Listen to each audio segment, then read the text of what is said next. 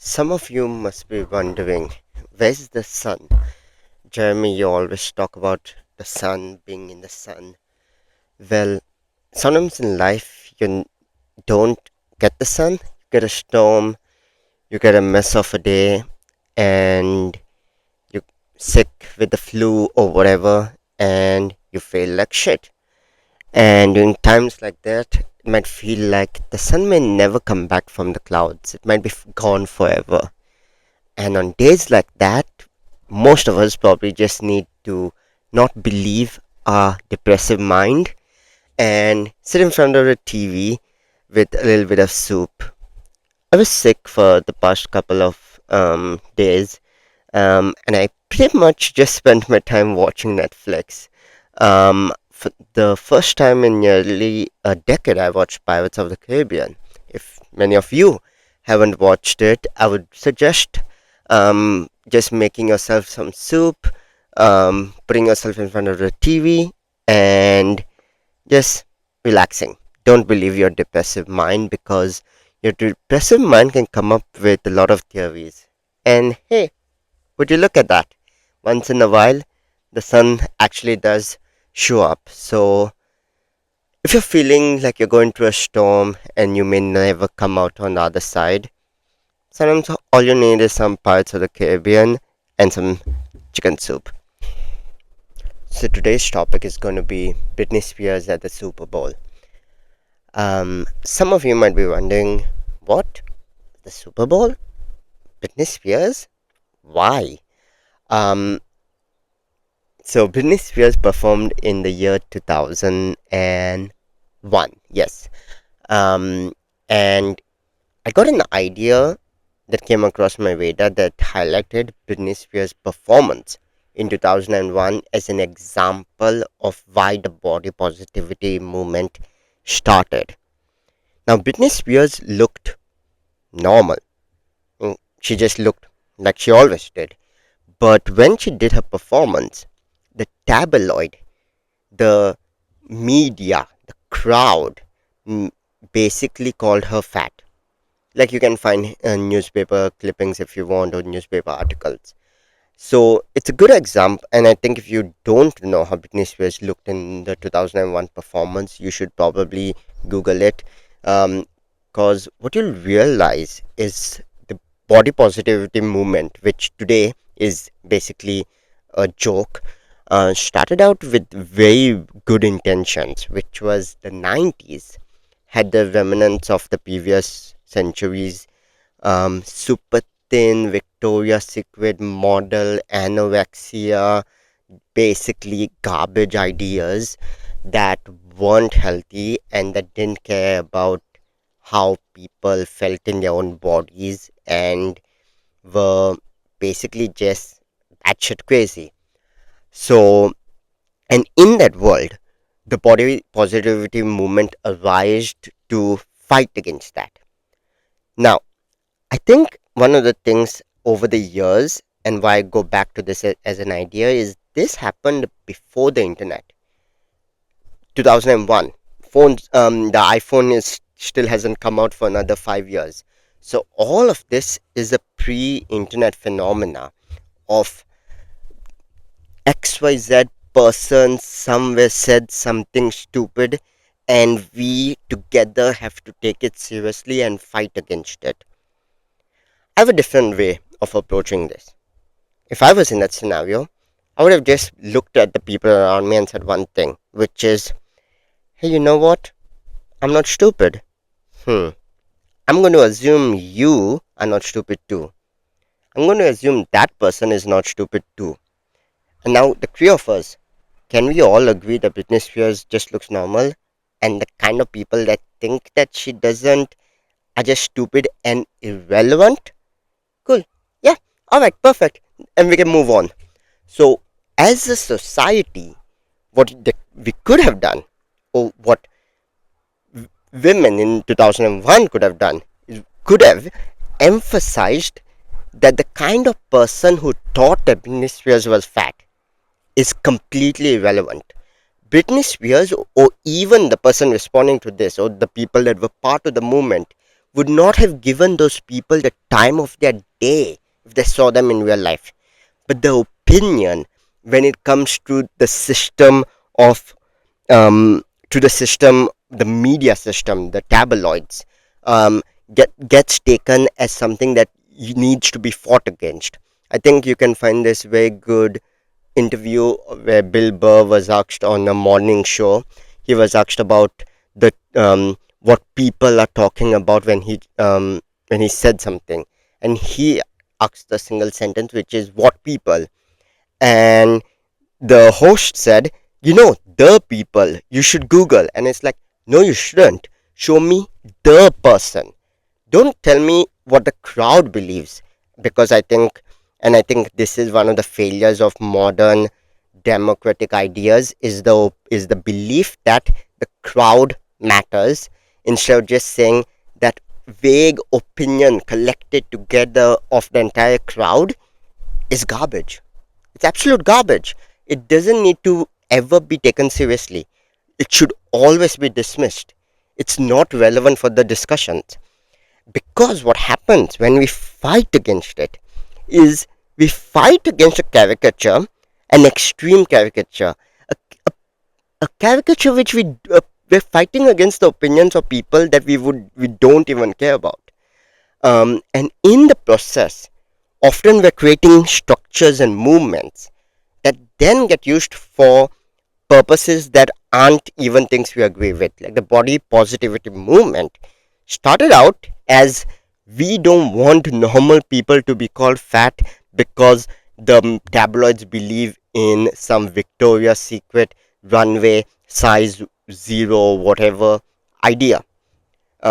Basically the Shakira hips don't lie. Oh wow, she has hips. That's so dramatic. That's fat. Wow. Read the read the bel- read the newspapers of 2007 to understand that that's an actual belief that existed during that time.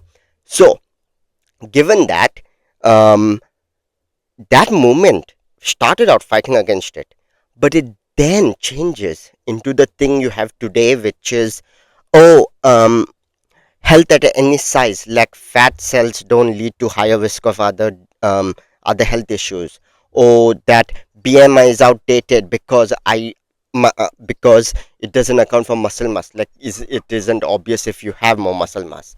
All of these ideas basically end up in the lowest common denominator world, and actually become part of the movement now. And this is why I want to bring this idea to the surface: is if you just attack the like if you just attack movements without understanding where they come from. For example, let's say you're a young guy or girl that gets into health and gets into this thing, and you're like, wow, why would I ever be a part of a movement that's telling people that it's okay to, like, being overweight doesn't affect your health?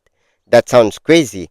You need to understand that it actually comes from good reasons. Like, it actually came from a perspective of helping people, because culture at that time was at a completely different level. So if you don't often understand where people come from, and you just attack the system the way it's today, you never bridge the gap.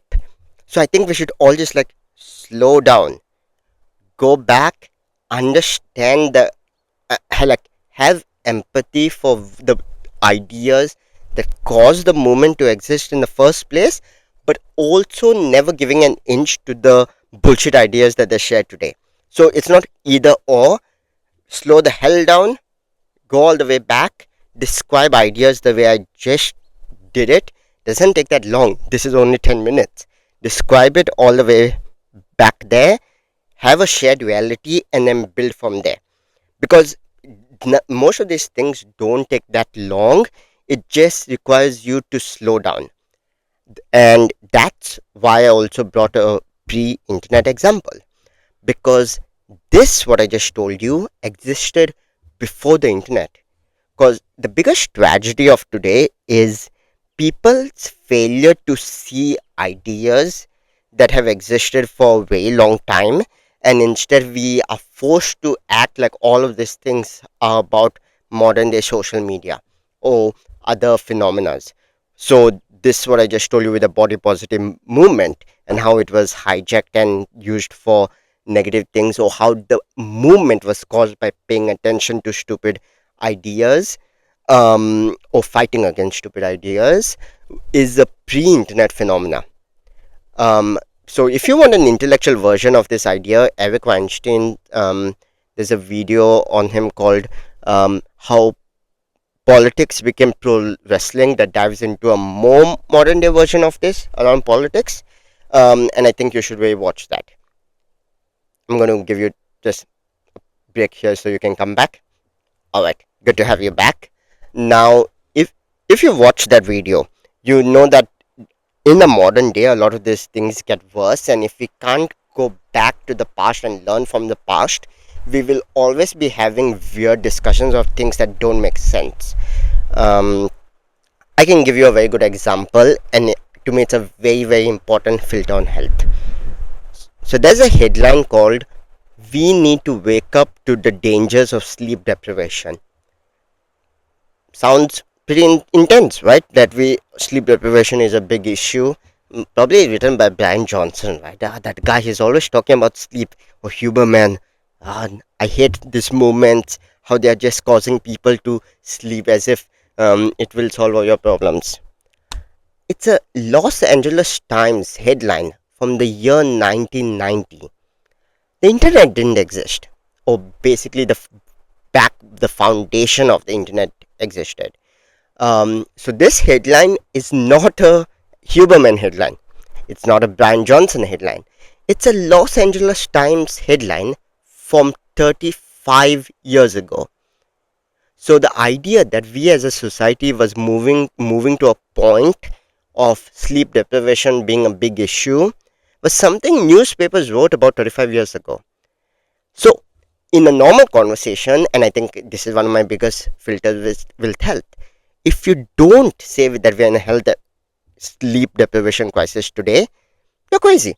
Like, you literally don't have the perception that sleep is important, that everybody should sleep 8 hours, that it's obvious that everyone should sleep 8 hours with the sun, and that most people's ideas of why they can't sleep is only because they use their phone in bed, and they don't know that screens changes the way their brain thinks about, and um, basically their body's clock.